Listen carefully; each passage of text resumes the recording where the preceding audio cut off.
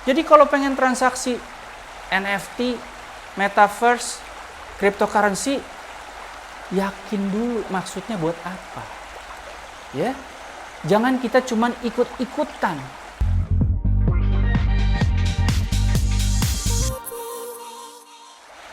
Assalamualaikum warahmatullahi wabarakatuh. Sahabat Smart Skill School yang insya Allah selalu dirahmati. Aduh, ini nih Bang David nih ya, sama Mbak Dewi nanya ke saya soal NFT, cryptocurrency, metaverse. Waduh, ini ilmu yang susah untuk kalau kita bahas. NFT itu apa sih? Nah, non-fungible token. Itu adalah sertifikat digital dari kepemilikan atas biasanya benda-benda seni gitu ya. Kalau ada NFT dari seseorang yang sering selfie berkali-kali sampai kemudian wah, harganya mahal banget. Dibelinya biasanya karena ini bukan untuk diperdagangkan secara real. Belinya pakai cryptocurrency. Wah, apalagi tuh cryptocurrency ya. Menggunakan platform blockchain. Karena sekarang universe kita sudah berkembang menjadi metaverse. Sahabat Smart Skill School, bagaimana kita memahami semua ini? Bukankah tadi yang sudah saya sebutin, yang canggih-canggih itu adalah sesuatu yang tidak jelas, ya. Kalau di istilah syariah itu namanya gharar. Gharar ini adalah ketidakjelasan. Ketidakjelasannya bisa macam-macam. Ada substansinya, ada transaksinya, kemudian ada yang di luar itu semua. Tidak jelas. Nah, ketidakjelasan dalam kehidupan kita Allah jelaskan dalam surat Luqman ayat 34. Nah, ini penting nih sahabat Smart Skill School, pahami ya. Di situ kata Allah, bismillahirrahmanirrahim nih, dengan bahasa yang gampang, kata Allah, tidak seorang pun yang tahu apa yang akan diusahakannya besok. Dan tidak seorang pun yang tahu di bumi Allah mana dia akan mati. Jadi, sahabat Smart Skill School, hidup penuh dengan ketidakpastian, ketidakjelasan, ya kan? Nah, tapi itulah Allah sampaikan, hidup kita penuh dengan ketidakpastian, ketidakjelasan. Namun, gharar, ketidakpastian, ketidakjelasan, itu menurut Allah dan Rasulnya harus diminimalisir dalam hidup kita. Kita harus meminimalisir ya ketidakpastian itu. Apa yang pasti dalam hidup? Kematian. Ya. Jadi orang yang pintar meminimalisir ketidakpastian dalam hidupnya, insya Allah dia akan berusaha menjamin apa yang nanti dia sambut dalam kematian dia. Nah, kalau gitu apa dong yang boleh ya, yang kita bisa tetap lakukan dengan ketidakpastian itu?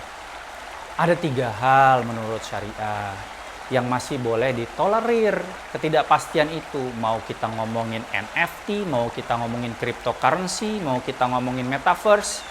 Yang pertama ya, di situ kita sebut al-gharar. Al-gharar adalah ketidakpastian yasir. Yasir itu bisa dihindarkan atau bisa dianggap kecil lah gitu ya. Contohnya apa? Contohnya nih, ini pasti sering nih kalau yang kaum kolonial ya, bukan kaum milenial yang pakai ojol. Masa dulu kalau kita mau naik ojek, ya biasanya ojek ya, bukan gojek nih, ojek gitu ya. Main naik aja, bang anterin tuh ke stasiun.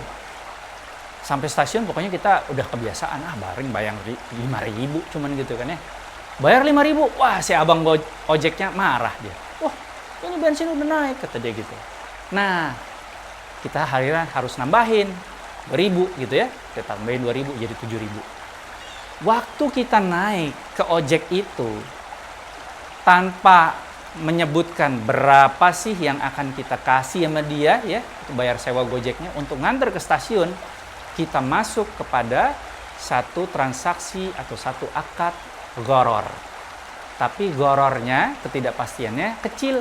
Kenapa? Karena uang yang ada di dompet kita biasanya selalu lebih dari 10.000 ya, masa itu ya, buat kaum kolonial. Itu gharar yasir. Itu boleh. Yang kedua, ada gharar ketidakpastian yang istilahnya la yumkin at-taharrus minhu.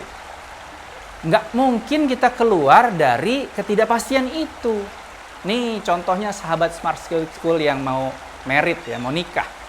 Kalau mau nikah cowoknya kan pasti wah, ceweknya harus yang wah, bodinya demikian aduhai gitu ya, seperti gitar Spanyol misalnya gitu ya. Tapi belum pasti loh kayak begitu terus. Siapa tahu punya anak satu, nanti setelah menikah punya anak dua, bisa-bisa bodinya jadi seperti, mohon maaf ya, ini bukan meledek, jadi kayak bass gitu kan. Ya, seperti itu. Nah, tapi itu adalah ketidakpastian yang harus kita hadapi ketika kita akan menikah dengan pasangan yang kita pilih. Akan perubahan-perubahan itu. Dan kita tidak bisa keluar dari ketidakpastian itu. Itu adalah ketidakpastian atau gharar yang boleh. Nah yang ketiga nih, ini penting nih buat yang mau transaksi NFT, cryptocurrency, metaverse, dan lain-lain itu. Yang ketiga, ketidakpastiannya, ghararnya harus ghairu maksud, di luar maksud. Jadi kalau pengen transaksi NFT, metaverse, cryptocurrency, yakin dulu maksudnya buat apa. Ya. Jangan kita cuman ikut-ikutan. Karena kalau kita ikut-ikutan berarti secara maksud, secara tujuan kita mengambil ketidakpastian, itu nggak boleh. Yang boleh itu kalau ghairu maksud. Kita udah tahu kalau kita transaksi lewat ini kira-kira fundamentalnya, dasarnya, underlyingnya apa, kita bisa memperoleh misalnya tingkat keuntungan yang wajar, ya, penerimaan yang wajar, pendapatan yang wajar. Tapi kalau kita tahu bahwa itu nggak wajar, lalu kita lakuin juga, itu bukan ghairu maksud. Itu adalah maksud yang sesungguhnya, mengambil ketidakpastian itu. Nah, itu yang nggak boleh. Mengambil secara langsung ketidakpastian itu, kalau istilah syariahnya nih, itu namanya maishir. Itu namanya perjudian, ya. Judi dilarang, ya. Bukan hanya Allah Subhanahu wa taala dan Rasulnya yang menyampaikan seperti itu. Abang kita, Roma Irama, juga menyampaikan kayak gitu ya.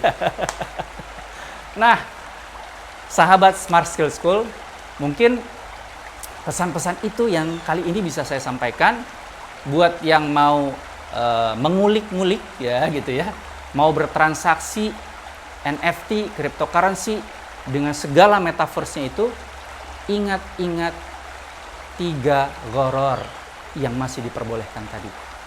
Kalau ada yang melanggar dari 3 gharar yang masih diperbolehkan tadi, sebaiknya kita jangan mengambil ya ketidakjelasan itu, karena bisa masuk nanti kepada yang namanya maishir, perjudian yang Allah laknat dan merupakan satu dari sekian banyak dosa besar. Sekian yang bisa saya sampaikan, sahabat Smart Skill School. Semoga berguna. Assalamualaikum warahmatullahi wabarakatuh.